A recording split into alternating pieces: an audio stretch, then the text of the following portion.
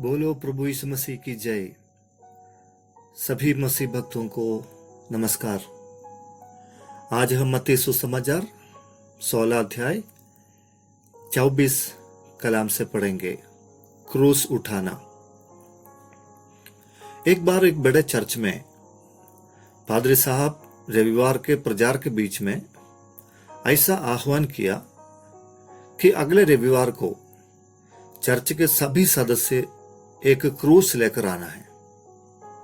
पादरी साहब के आदेश को उनके विश्वासी लोग बड़ी सकारात्मक रीति से लिया और सब लोगों ने बड़े जोश के साथ सप्ताह भर परिश्रम करके अगले रविवार की तैयारी में जुड़े हैं। लोगों का समर्पण को देखने के लिए पादरी साहब चर्च के मुख्य द्वार पर खड़े होकर अपने एक एक सदस्य को ध्यान से देख रहे थे। नजारा बहुत सुंदर लगा। कोई बड़े लकड़ी का क्रूस लेकर आया है तो कोई महंगी लकड़ी के क्रूस लेकर आया, कोई चांदी का छोटा बड़ा क्रूस उठा के लेके आया, कोई पीतल का, तो कुछ अमीर लोग सोने का भी क्रूस लेकर चर्च में आ रहे थे।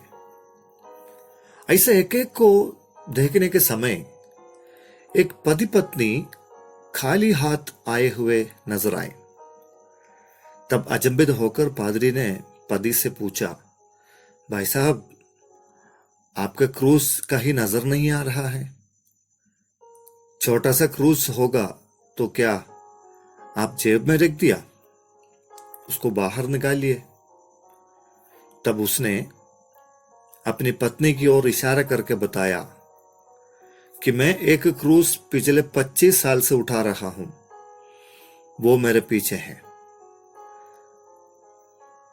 पादरी के बोलने का मकसद क्या था और ये भाई साहब ने उसे क्या समझ लिया?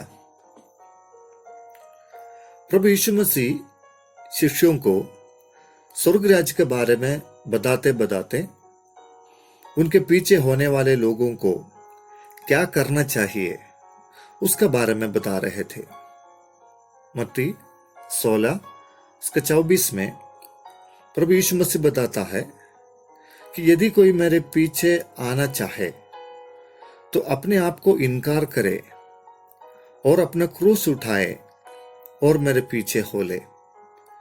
यीशु मसीह का यह मकसद नहीं था कि कोई भौतिक वस्तु या कोई रूप और आकार को उठाकर शरीर को क्लेश पहुंचाकर चले।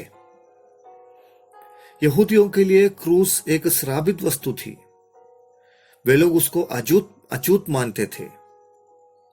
अगर कोई क्रूस उठाया तो उसका अंत उसी से होना है। व्यवस्था के मुताबिक जो वृक्ष पर लटकाया जाता है वो श्रापित है।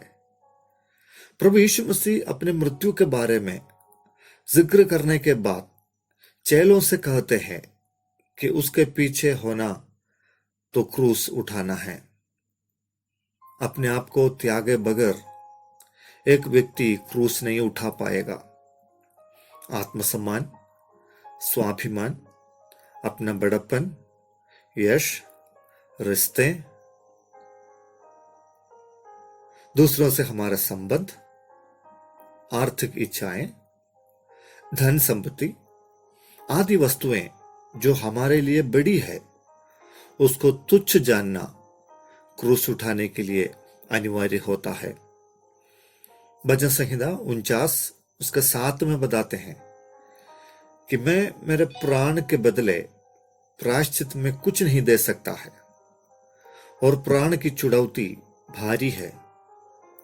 उस अवस्था में प्रभु यीशु क्रूस उठा के मृत्यु सहकर मुझे छुड़ाया और मेरा उद्धार किया, तो उसके बदले मैं मेरे प्राण को प्रभु के लिए आत्मसमर्पण करने की अवस्था है। क्रूस उठाने का अनुभव। उसने मुझे खरीद लिया। अब मैं मेरा नहीं बल्कि उसका दास बन गया हूं। क्रूस की कीमत के सामने मेरी आत्मा को छोड़कर बाकी सब कुछ कूड़ा और कचरा है। उन सब चीजों को त्याग कर यीशु मसीह के पीछे होना क्रूस उठाने का अनुभव है। इन कूड़े कचरे के पीछे चलकर हम हमारी आत्मा को और अनंत जीवन को ना गवाएं। प्रार्थना करें। प्यारे प्रभु जी, आज के इस नए दिन के लिए धन्यवाद, पवित्र वचन के लिए धन्यवाद देते हैं। प्रभु, अपने आप को त्याग कर आपका मार्ग अपना के जीवन भर आपके पीछे होने के लिए हम सबको सहायता कर, मदद कर। इस अवस्था को समझने के लिए और इस अवस्था में प्रभु आने के लिए हम सबको सहायता करे, मदद करे। अनंत जीवन के उस मूल्य को समझकर इस दुनिया के छोटी मोटी बातों को त्याग कर आपका संतान बनकर, आपका एक चेला बनकर आगे बढ़ने में हम सबको सहायता करे।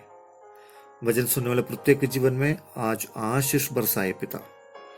इस प्रकाशन को पाने के लिए उनका बुद्धि और समझ को खोलिए ताकि हम आपके पीछे हो सके। प्रार्थना ग्रहण करने के लिए धन्यवाद। यीशु प्रभु के नाम से प्रार्थना मांगते हैं, आमीन।